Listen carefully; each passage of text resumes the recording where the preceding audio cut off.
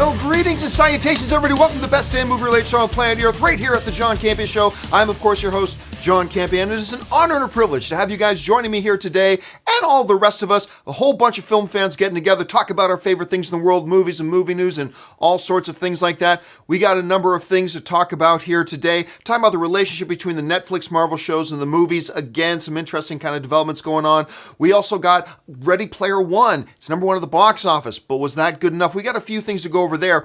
But before we get into any of that, it's time for us to go right off the top with this. John Boyega, of course, he is in Pacific Rim right now. He's also starring as Finn in the Star Wars films. He was recently at a fan event where he was asked a few things, and he made some very interesting comments. A couple of them being, #1, that Rey and Finn are going to be together again in Episode 9. Of course, they were separated during Episode 8. And also a little thing about Episode 9 being a movie that is just simply all-out war. Here's what John Boyega had to say specifically. He said this: "I haven't read the script for Episode 9, but Daisy did shoot me a text saying, 'Oh my gosh, I just heard from JJ, and we're back together.' That's what I'm really excited about, is Finn and Rey back together again. It's going to be all-out war in this final chapter, so we need to be prepared." All right, now, for those of you who've been watching me for any period of time, you know I quite enjoyed The Last Jedi. I thought it was really good. However, I also had issues with it. One of the issues that I had, although I don't talk about it very often, it wasn't one of the bigger issues, but one of the issues that I had was, in The Force Awakens, you gave us this great chemistry, I thought, between Rey and Finn. These characters, I thought, were great together. And the way it ended, all that kind of stuff. And I kind of thought that while I like the idea of a second part of a story, having different characters going off on their own journeys and their own missions and stuff like that, I wasn't really thrilled with the idea of splitting up Rey and Finn. I mean, they had great chemistry in the first one. We've come to really love them in that kind of a role. I didn't love the idea of splitting them up. And it seems like they're going to correct that in Episode 9. And I'm all for that. I love seeing these two characters together. I think John Boyega and Daisy Ridley, like I said, have great on-screen chemistry together. So I think that's a good decision. And I think that's a good way to go. And it should make Star Wars fans excited. The other thing that he mentioned, though, which was actually the big thing to me, was mentioning that Episode 9 is going to be, quote-unquote, all-out war. And I think those types of words will be Viagra to the ears of Star Wars fans everywhere who are really looking forward to some all-out war. And of course, we're heading into the conclusion of this particular trilogy as well. So you want to have some kind of culmination event, and that's got to be huge, epic battles. Both between Kylo and Rey, I think between the Resistance, the newly formed Rebellion and Resistance, and the First Order, and maybe some other things along the way too. But personally, I really love Boyega's comments here. I don't want to take them out of context. What do you think about John Boyega's comments here, talking about Rey and Finn being back together again, talking about Episode 9 going to be about all-out war? It should be, both on individual levels and on a galactic level as well, so that's what I want to see there. And just generally in speaking, what do you think about his comments? Jump into the comment section below and let me know your thoughts. Now, we got a few other things to go into here in detail, but before we do, when you watch the John Campea Show, I want to make sure that you guys are all caught up to date with everything significant going on in the world of movie news, that even if we don't have a lot of time to go into in details. So this is a little segment for you called the Movie News Feed. First up, Colin Trevorrow has been confirmed as the director for the third installment of the new Jurassic Park films. Trevorrow helmed the first film, Jurassic World, to a monstrous $1.67 billion result at the box office, and is serving with Steven Spielberg as executive producer in the next installment, Jurassic World: Fallen Kingdom. He's working with Pacific Rim Uprising scribe Emily Carmichael on the script for the third film, which was announced last month by Universal and given a June 11th, 2021 release date. This is the first film Trevorrow has attached himself to since he was removed from Star Wars Episode 9 and replaced with J.J. Abrams. And you know, personally, I loved his film Safety Not Guaranteed, and I thought Book of Henry was not nearly as bad as some people made it out to be. Next up, Ron Howard, director of the upcoming Solo: A Star Wars Story, has taken to his Twitter account to give an update on the status of the film. Howard said the following: Hashtag May 25th. Edit is locked, score is done, right on schedule. Hope you check Solo out and find it fun. Howard was responding to a fan's tweet expressing some concern over the movie. Solo, a Star Wars story, has had a lot of uncertainty surrounding it ever since the removal of Lord and Miller as the directors over creative differences. Then, an unusually late arrival of the first trailer. All of that worry may not be important, though, to the success of the film, as Box Office Magazine has just reported that they are currently tracking Solo to open to around $150 million in an opening weekend. Solo, a Star Wars story, hits theaters on May 25th. And you know, maybe if Solo is being directed by anybody else, I'd be worried too, but the man who directed Backdraft will bring it home. Next, speaking of box office results, Steven Spielberg's Ready Player One has taken the #1 spot at the box office this weekend, taking in just over $41 million. Coming in second was the Tyler Perry film Acrimony, making $17 million. In third spot is Black Panther, making another $11 million, bringing its worldwide total up to an impressive $1.27 billion. In fourth spot is the faith-based film I Can Only Imagine, making another $10.7 million, bringing its total to over $55 million on just a tiny $7 million budget. And rounding out the top 5 is Pacific Rim Uprising, dropping from first to fifth in just its second weekend, making only $9.2 million domestically and taking a 67.3% drop. According to NBC, Ready Player One is now Steven Spielberg's best opening in over a decade, following Indiana Jones and the Kingdom of Crystal Skull, which launched to over $100 million in 2008. Aside from his film The BFG, Spielberg has lately favored smaller historical dramas instead of the big-scale blockbusters of his heyday. And look, Ready Player One is fantastic. It's great that it came in first at the box office, but it still didn't do nearly as well as it should have, and we'll talk about that a little bit later in the show. Next up, Jumanji: Welcome to the Jungle was probably the biggest surprise hit of 2017, making over $400 million domestically and around $950 million worldwide. The movie, starring Dwayne "The Rock" Johnson, is now continuing its success on the home video scene. According to Variety, the film bowed in the top spot on both the NDP VideoScan overall disc sales charts, which tracks combined DVD and Blu-ray disc sales, as well as the dedicated Blu-ray disc sales chart for the week ending March 24th. Warner Bros. Justice League dropped to the #2 spot on both charts, selling 35% as many copies as Jumanji. The superhero team-up adventure, which earned $229 million at the domestic box office, did debut at #1 on both charts last week. You know, Jumanji has surprised on several levels. Obviously on the financial one, sure, but it also surprised us with how good it was. I don't think anybody's expecting it to be as thoroughly entertaining as it was. I'm really happy to see it succeeding the way it surprised us with its quality. And finally, remember that great Tom Hanks, Gina Davis 1992 film A League of Their Own? Well, according to reports, Amazon, the same company bringing the Lord of the Rings to series, is now also bringing A League of Their Own to a half-hour TV show as well. From Engadget, it's too soon to learn about the casting, but Broad City's Abby Jacobson and Mozart in the Jungle's Will Graham are poised to both write and executive produce the show. It's still focused on the creation of the all-woman pro baseball league in 1943 and the story of the Rockford Peaches, although it's safe to presume that the movie's cast will not be reprising their original roles. For example, the series won't include the central characters of Dottie, played by Gina Davis, or Kit, played by Lori Petty, either. Apparently, Amazon sought out and got the blessings of both Gina Davis and director Penny Marshall before moving forward on the project. And that'll do it for today's installment of the Movie News Feed. All right, and now you are all caught up to date with everything going on in the world of movie news. Now it's time for us to go into our main topics. How do we get your main topics? Simply, I get them from you guys. How do you get a question or topic on the John Campea Show? It's easy. You just email me anytime at john@thejohncampeashow.com. Put that word topic in the subject line, guys, and as always, keep those emails to 90 words or less. All right, so let's jump right into it here. And the first topic today comes to us from Emil Johansson, who writes, should Marvel shows play on the movies, even though they are more meta and real? Well, this is a conversation that comes up an awful lot whenever you're talking about, and I found especially the last month or so, I've seen a real uptick in questions of people sending in, you guys wanting to talk about the relationship between Marvel movies and the Netflix shows, and how, with more and more Netflix shows coming and all the stuff going on with Infinity War, considering Infinity War, it's got all these characters. Why isn't Daredevil there? Why isn't Luke Cage there? Why isn't Iron Fist there? Why isn't Jessica Jones there? Yada, yada, yada. Why isn't the Punisher there? All that kind of stuff. There are some people who even still believe that those characters will make an appearance in the movie. I don't think that's even remotely possible, but whatever. So the question often comes in the form of, shouldn't the movies make reference to the shows? Shouldn't they show a connection there? I mean, they say it's all one universe.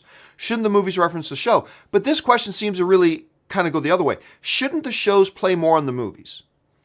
Because while in the shows, they'll drop the odd, vague reference. For instance, in this last season of Jessica Jones Season 2, there was a reference to the raft. They mentioned the raft. It is mentioned. So that's there. But it seems like everything tying the TV shows into the movies have been like these little vague references without much meat or substance to them. And some fans are calling for there to be a more unified universe. For me, if you're going to ask me, should the shows play more into the movies? The answer is absolutely not. I think part of the reason that Daredevil Season 2, Punisher, Defenders, at least half of Luke Cage, the reason these shows can work is because they are not handcuffed to the movies. They can do whatever they want. They can make their own show. They can tell their own stories without worrying about, well, why didn't Daredevil just go and get Doctor Strange? He's right up the street. Why didn't Iron Man come and help him? And it frees up the show. So on one hand, you've still got the benefit of the novelty of saying they're all in one universe, but for practical sakes, they're really not. But you get all the advantages of being completely free from the movies. They're not handcuffed to the movies. They're not creatively. They don't have their hands tied. They can do whatever they want and tell their own story. And I think, personally, that's the way they should continue to do it. I don't want the MCU connected in with the Netflix universe. It's fine if you want to drop vague references here and there, but for all intents and purposes, I'm perfectly happy not having them connected whatsoever.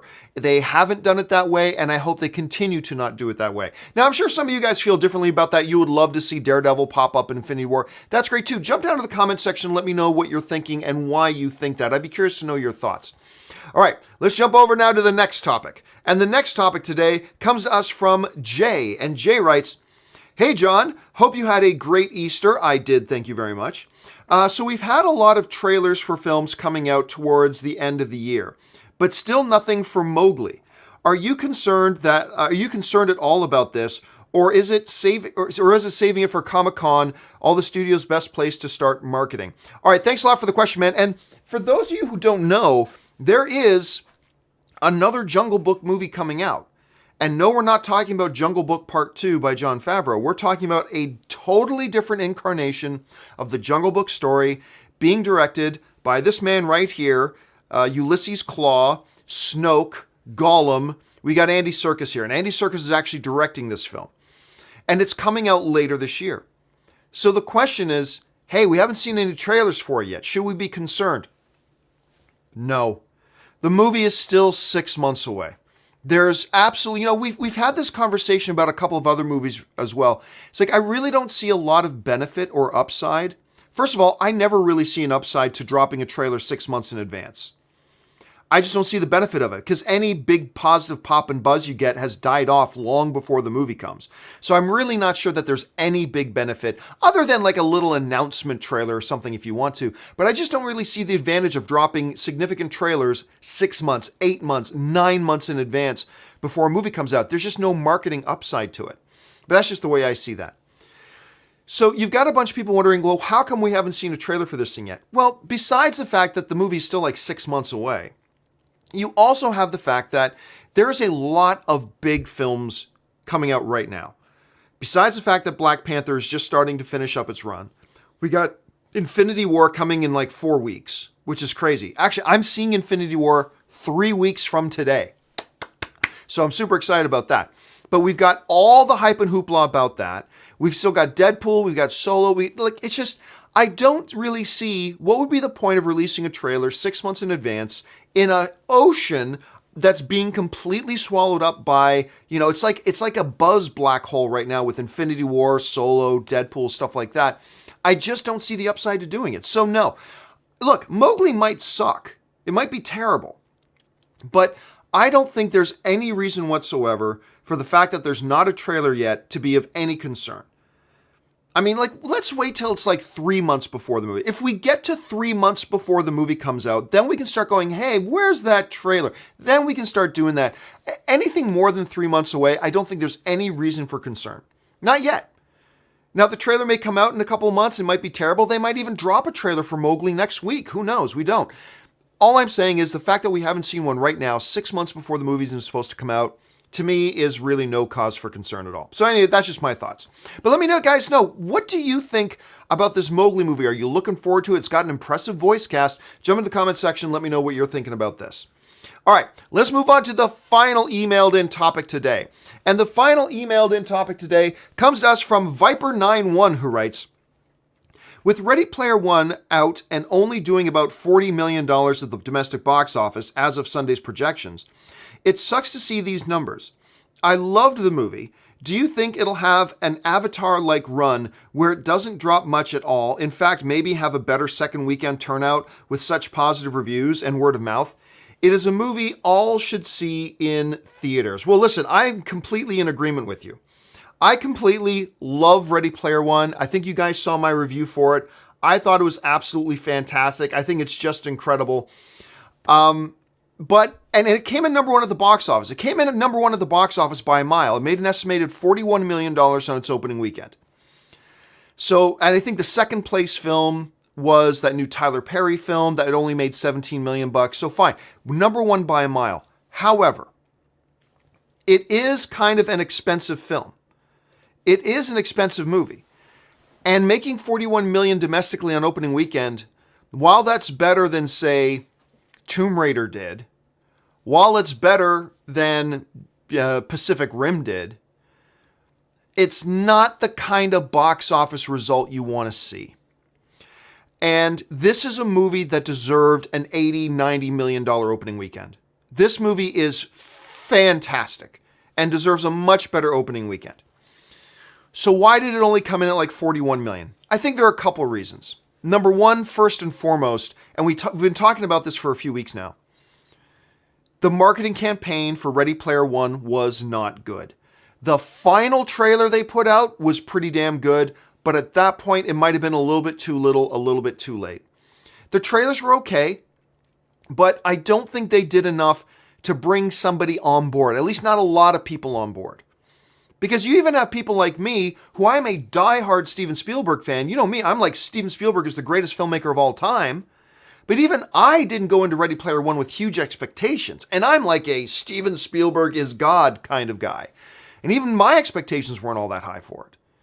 So you had this combination of trailers that weren't all that impressive. Then they put out those posters that kind of crossed with all the 80s reference movies. And it's like, that's a neat idea, but they looked bad and nobody liked them. As a matter of fact, had the opposite effect. People kind of rejected the movie when they saw those posters. But you build on top of that, I think Ready Player One is a popular novel. And I can't help but wonder if a lot of people who maybe didn't read Ready Player One looked at the trailers, felt a little bit confused, and maybe felt like, I feel like I need to read the book in order to understand what's going on in this movie. Therefore, I'm going to take a pass. I don't know if that's the truth. I don't know if that's true. I'm just, speculating here. But it does seem to me that those two things combined, a subpar marketing campaign, combined with the fact that the marketing campaign may have played into fears of some people thinking, oh, if I didn't read the book, I have no idea what's going on here. Those two things together, I think, combined for what we saw as a number one box office performance, but a fairly disappointing one for a movie on the scale and on the scope of a Ready Player One. Now, like we mentioned in the movie news feed, it is the biggest opening weekend for a Steven Spielberg film in like 10 years, but that's because, he wants to do smaller, historical piece, character-driven films that aren't big blockbuster films. But this one should have been a blockbuster. Now, when you ask the question, could we see an Avatar effect? What he means by that is Avatar, the number one box office movie of all time, it might surprise a lot of people to find out, what was its opening weekend? Was it 190 million? Was it 180 million? Was it 200 million? No. Avatar's opening weekend was only $77 million, which is a big number, yes. But when you're thinking about the biggest box office film of all time, you would think that the opening weekend box office would have been bigger than that. Could a film like Ready Player One have that same type of performance? Could it be one of these films like Avatar that like actually goes up in box office in week 2 and then has incredible legs and gets bigger and bigger and then ultimately ends with a huge box office? I don't think so. I don't think so. Avatar was really revolutionary in the filmmaking, and we saw things visually in that movie we had never really seen before, and it kind of changed the game in a lot of ways that just had more and more people coming back to it over and over again. I think Ready Player One is a great movie, but it doesn't have that Avatar element that's going to have people coming back week in, week out, over and over and over and over and over again. Not to mention, there's some pretty half-decent competition. For instance, this coming weekend, we got Blockers is opening up, and we got A Quiet Place opening up this coming weekend. Those are going to eat into Ready Player One a lot. Then the week after that, we've got the new Dwayne "The Rock" Johnson movie, Rampage, opening. So that's just in the next 2 weeks. So I adore this movie. I love this movie. Is it a flop? No, it's not going to be a flop, not at all. But this is a movie that deserves to be a bona fide hit. This movie deserves to be a bona fide hit, and unfortunately, it doesn't look like it's going to hit those numbers, which is really too bad because it's a good enough movie. I know a whole bunch of you guys still haven't seen Ready Player One. Just treat yourself. Go out and watch this movie. I think you will be very, very glad that you did. So go check that out. All right, guys, with all those topics out of the way, it's time for us to go over to the live questions. You guys have been pumping in a whole bunch of live questions. We're going to get to those now, so let's jump into it here. And the first live question today comes to us from James Welsh. And James Welsh writes, what do you think about the news of a League of Their Own TV series remake from Amazon? Also, what do you think about the original film? Oh, I love the original film. And we talked about this a little bit in the movie news feed earlier, that for those of you, obviously Amazon, they're making Lord of the Rings, and now they're also making a series. It's going to be a half-hour comedy on League of Their Own. Not going to have the original cast back, obviously, and apparently won't even have the same characters, but they got the blessing of Gina Davis and Penny Marshall to do it, which is great. As far as the original movie goes, I love the original movie. Love it. It's fantastic.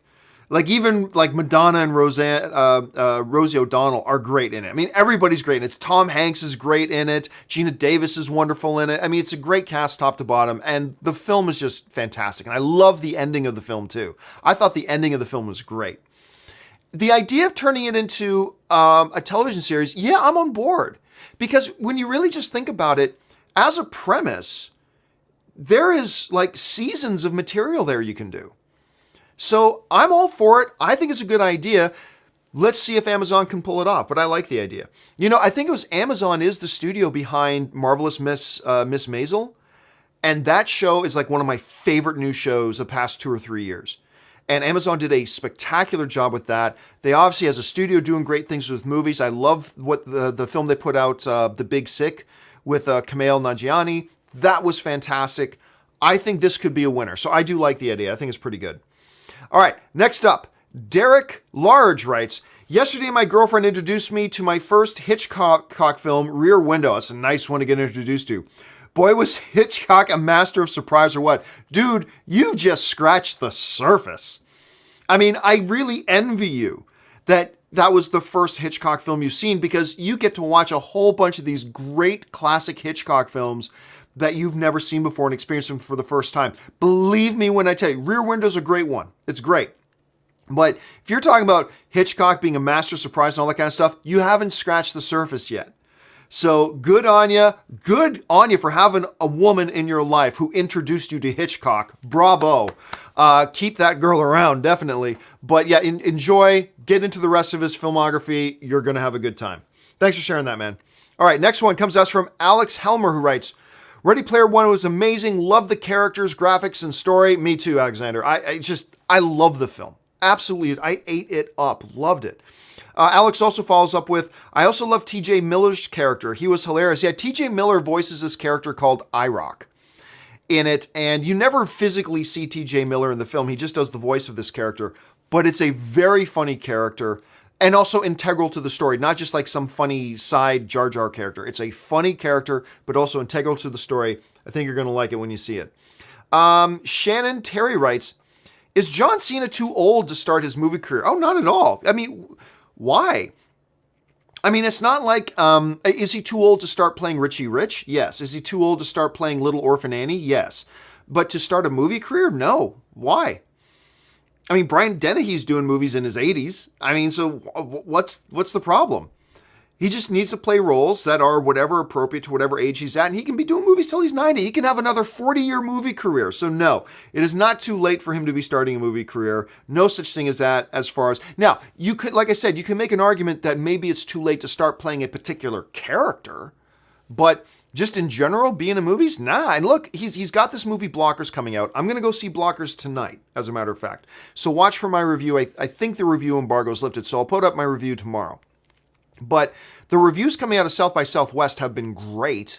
And look what he's playing a dad to a teenage daughter. Perfectly age appropriate. Nothing wrong with it. And he's doing it in comedy. And he's been cutting his teeth in comedy and doing all right. So, no, I don't think he's too old to get started.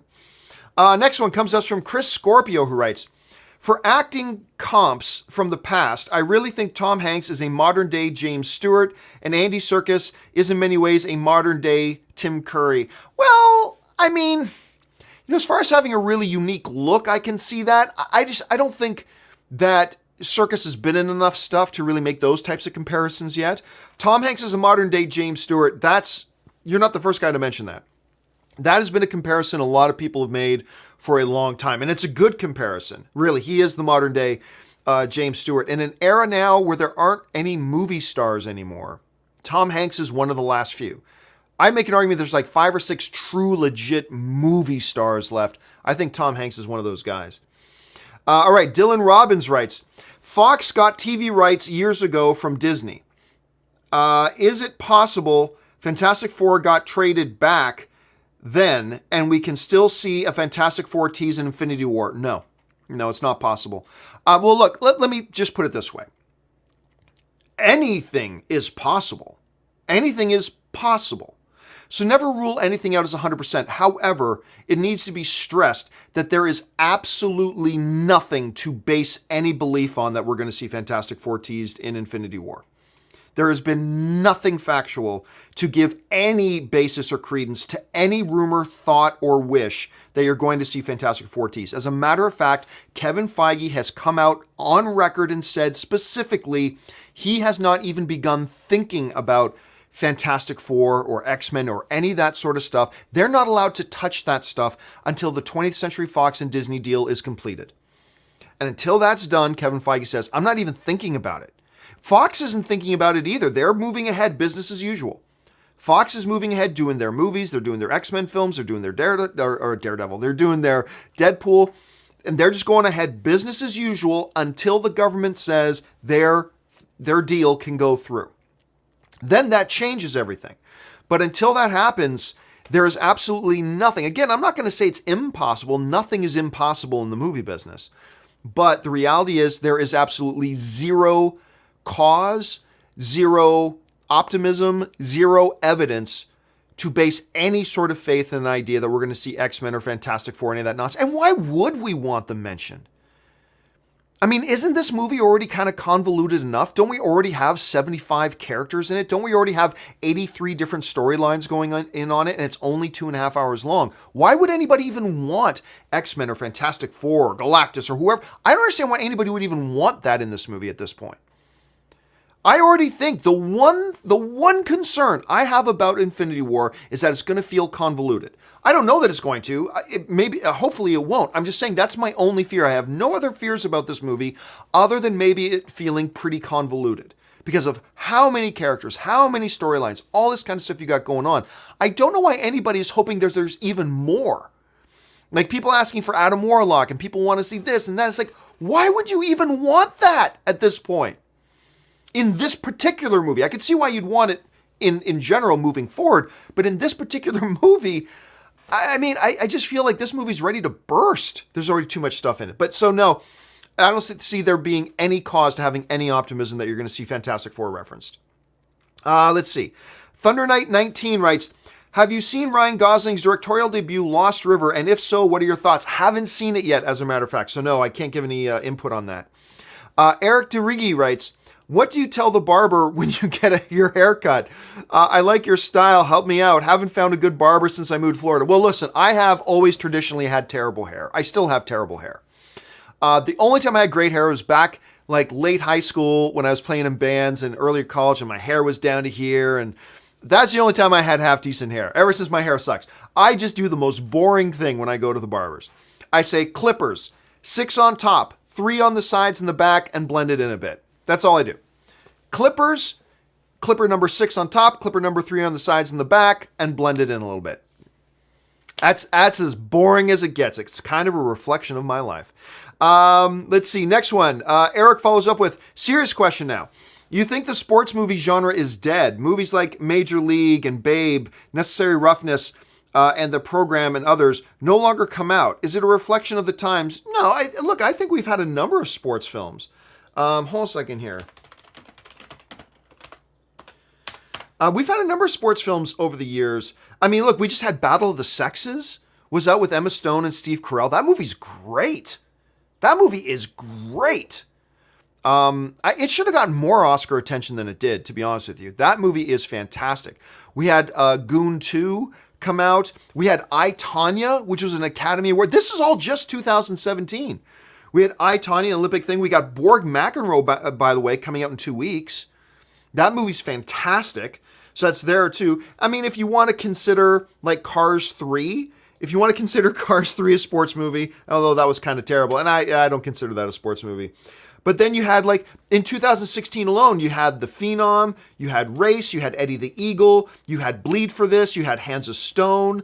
I mean, no, the sports genre is not dead. There's a lot of good sports genre movies coming out. I mean, just like 2017 alone, there were a couple of really excellent ones in Battle of the Sexes and I, Tonya.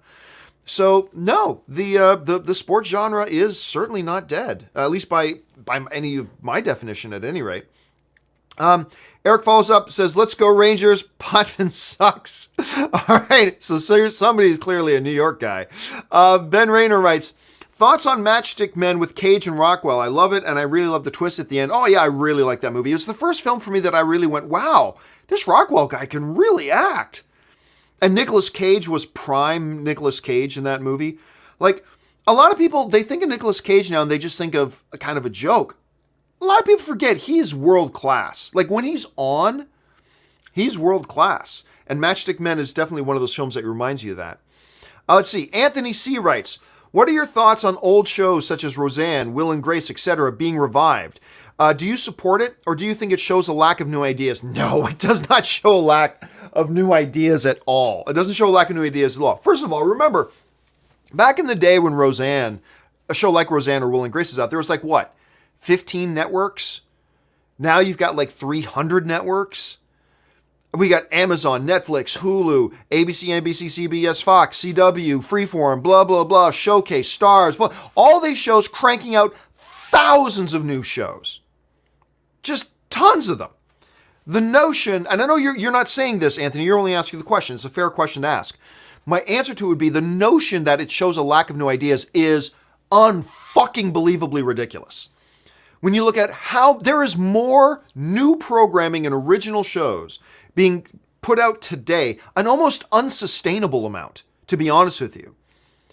Like, really, there's so much new content and new ideas and new shows being put out, it's basically untenable. I mean, it can't go on. It's not sustainable. Because you are getting great shows coming out and they're just getting buried under mountains of other great new shows that are coming out. It is crazy. So to answer the second part of your question, absolutely not does it point to any lack of new ideas. There's thousands of them out there. And they're being produced and they're being pumped out by 7,862 networks that are out there, almost as many characters as are going to be in Avengers Infinity War. So no, it is not a lack of new ideas. That's preposterous.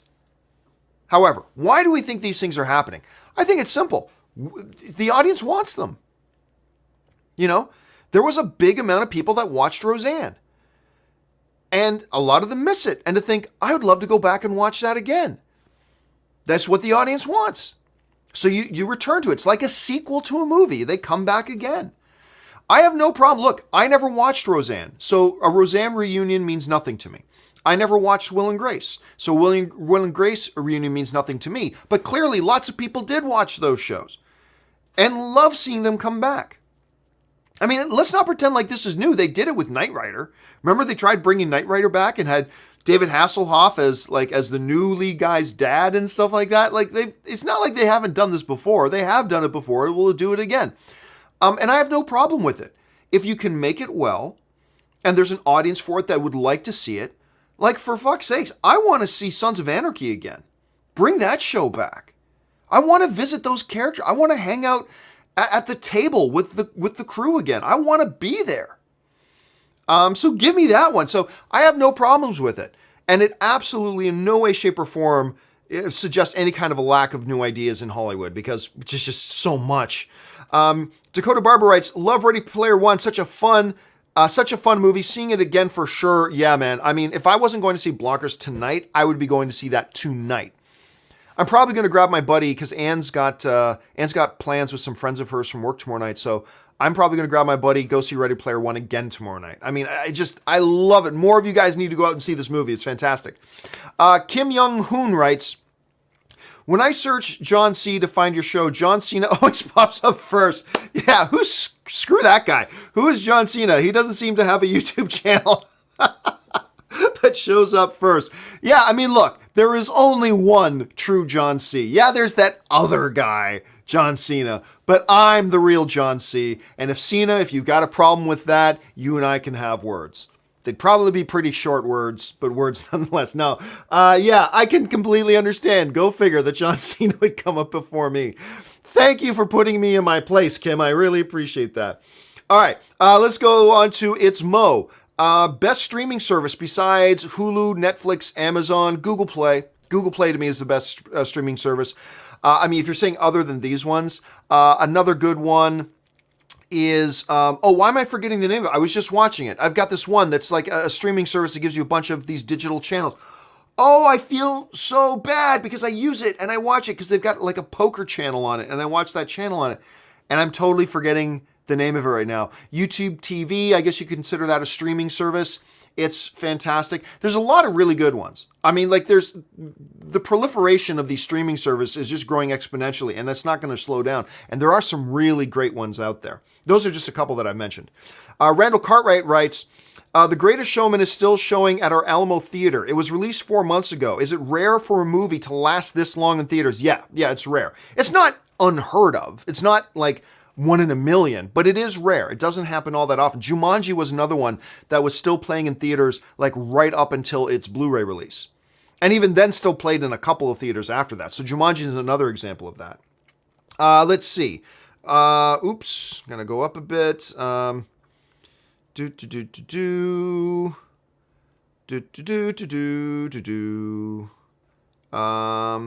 Okay, guys, just in case you don't know, guys, I've only got like 5 minutes left. So if you have not sent in a super chat question, please do not send in a super chat question at this point. Okay, here we go. That was a great show. Next one up is Anthony C., who writes, over under 5%. When Thanos throws the moon, he is on Earth. I don't know. I honestly have no idea. I've tried, between that and the Soul Stone, I have dedicated myself to giving zero thought process to either of it. I don't even want to speculate about the moon thing. I don't even want to speculate about the Soul Stone thing. So it's a good question. It's a great question that you guys should be discussing. I just don't want to be a part of that discussion yet. I got 3 more weeks to go. I don't even want to have a theory in my head about it till I go into the theater. Mike Lynch writes, hey, John, love your show. Thank you so much, Mike. Just wondering what your favorite movie musical is. My personal favorite is Little Shop of Horrors. Oh, that's a good one. Little Shop of Horrors is a good one. Look, I love Les Mis with Hugh Jackman. I love Greatest Showman, and there are arguments about whether this is a musical or not. I do consider it a musical because it's mostly music.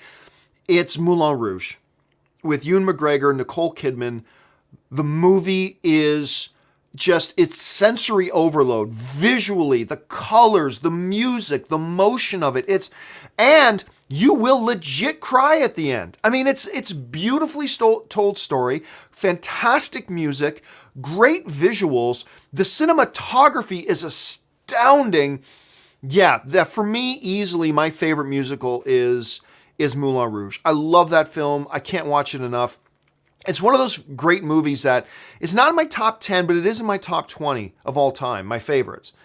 It's one of those movies that I get to introduce a lot of people to that movie because a lot of people have never watched Moulin Rouge.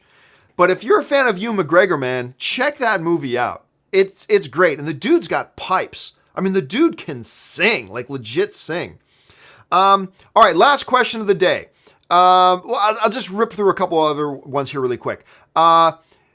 Beruz writes, "Hey John, where do you see yourself in the next year and in 5 years? Really enjoy the work you do and keep bringing the filthy as long as you can."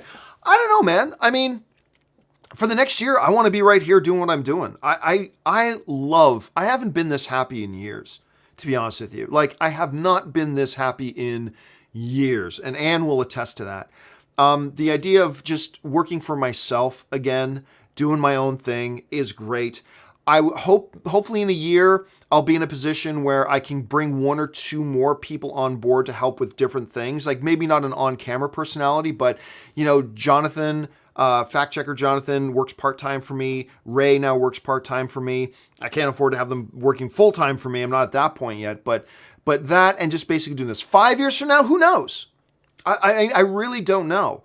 It's, I'll probably, look, Anne is far more educated and way more smart and successful than me. So in 5 years, we'll probably be living where, she's president of some company. I'm going to have to move to wherever it is she wants to move to. She's already climbing the ladders at Hasbro. So I don't really know, but basically I want to be doing something similar to what I'm doing right now. And we'll see. I've got some ideas about what I want to do, but I want to keep those close to the vest at the moment, but we'll see. Okay, just two or three more quick ones. C. Marin writes, "Have you heard of Secret Cinema in the UK? I have never heard of it. Never heard of that. Let me know what it's about. So, email me a link or something. Let me know what that's all about." Ash M. writes, "Favorite Universal monster movie? Any new updates?" If you mean any new updates on their Dark Universe stuff, no, I think it's dead. I think they buried it. I think they got way too far ahead of themselves with what they tried to do. And then The Mummy a lot of people think The Mummy sucked. Fine. I didn't think The Mummy sucked with Tom Cruise. I didn't think it was great, but I thought it was okay. I thought it had enough going for it that I walked out there to going, hey, yeah, I had an all right time. That was all right. I didn't go back to watch it again. I don't recommend it to people, but I didn't think it sucked. So I thought some people overplayed that. But as far as new news or updates, none. I honestly think they probably just buried it. I think it's done. Let's see. John Iglocalves. I can't even read it, man. Without Vision, does Avengers have a chance versus Justice League and Superman? To me, no. But again, it all depends on who's writing it. If a Marvel writer is writing it, then yes, the Avengers will beat the Justice League. If I'm writing it, no. Any team with Superman and Batman on it, that team wins. So, but that's just the way I kind of see it. History Soup writes, "Still for reboot if Affleck stayed Batman director." Then yeah, Affleck on as a Batman director, yeah, I would love it. Absolutely reboot it then. 100% sure reboot it then. If it would mean you can keep Batman on or keep Affleck on as the director, absolutely. That's a good reason to reboot it for me. All right, guys, that will do it for today's installment of the John Campea Show. Listen, I know a bunch of you guys still had questions pending. Don't worry about it. Your question will get answered a little bit later today in a companion video. I gather up all the questions I didn't have time to get to on the live show, and it will be addressed on the companion video a little bit later today. Listen, guys, do me a favor. If you enjoy my programming, head on over to www.patreon.com/John Campea. There, get all the information about, number one, what does it mean to be a Patreon supporter? Number two, how does being a Patreon supporter make sure this show stays on the air? And number three, what advantages are there to being a Patreon supporter? Things like audio-only podcasts, Facebook groups, behind-the-scenes videos, things like that. Go check it out, and maybe you'll want to become a Patreon supporter too.